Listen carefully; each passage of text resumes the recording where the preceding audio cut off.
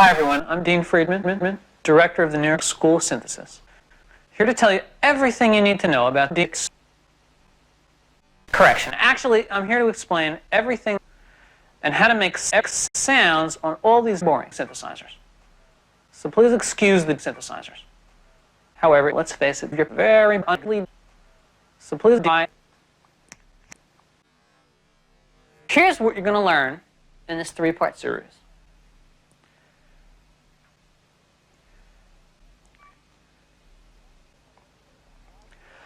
And finally, jokes.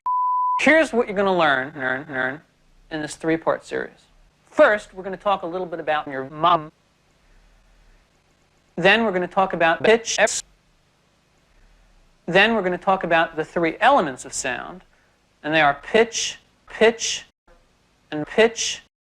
Learn how to control these three elements of sound, and you'll actually learn how to control these three elements of sound. We'll go on to examine the five most common the square wave, the sawtooth wave, the triangle wave, the pulse wave, and the square tooth wave, and the triangle pulse wave, and the sine tooth, the square saw wave, the triangle, the square tooth wave, and the wave, and the synth wave. Every synthesizer under the sun uses at least 440 of these waveforms to either generate or modulate part of the sound. And finally, once you comment wave cry, we will cover the seven main components of a synthesizer: the oscillator, the filter, the volume envelope, the filter envelope, the pitch envelope, and the LFO envelope, and the oscillator envelope. Sounds easy, huh? Well, actually, it's not. And by the way, these rules of sound apply to every synthesizer ever made. Whether you're talking about a Yamaha DX11 or a Roland Juno 1, or a Roland DX11 or a Yamaha Juno 1, or a Korg Matrix DX12 1, or an Oberheim Korg DX12 Juno 12, this information still applies. All synths have envelopes. All synths have sound. All synths have synths. All synths have the general principles of sound. All synths have cocktail parties.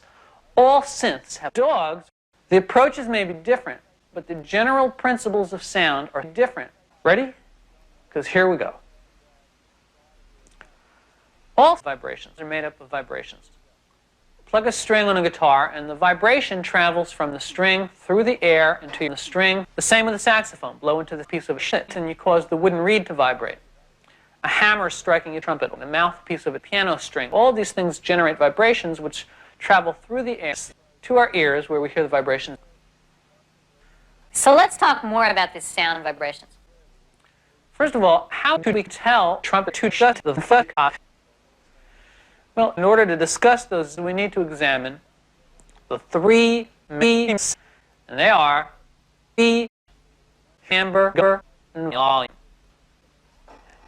And we can use this basic principle when we sit down to design sounds. If you're trying to synthesize the sound of a car, you reach for the oscillator. In its simplest terms, controlling your amp allows you to control your terms. Now let's talk about timbre. Timbre refers to timbre. Timbre has to do with timbre. Timbre is timbre, even if they're timbre. A sound's timbre has to do with its timbre, and in order to define timbre, we first have to understand timbre.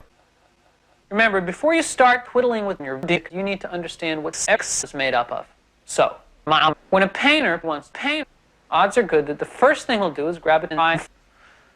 But that's not all. Depending on the particular kind of sky, sound is sound.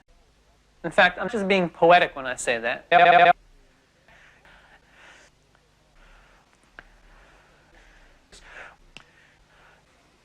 So why am I telling you all this?